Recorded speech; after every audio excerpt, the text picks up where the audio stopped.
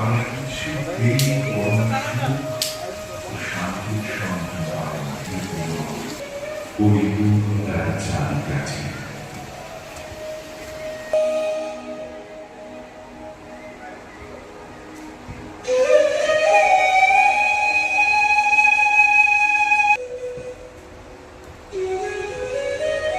সম্পর্কের বাঁধন আলাদা হতে হতে সত্যের উদযাপন ব্যক্তিকেন্দ্রিক। তাই তো ভিনদেশে চাকরিরত ছেলেটা সেইটা সারাদিনের কাজের ক্লান্তি যখন হয়ে গেছি। Man is a social being. মানুষের চারপাশে মানুষ আছে বলেই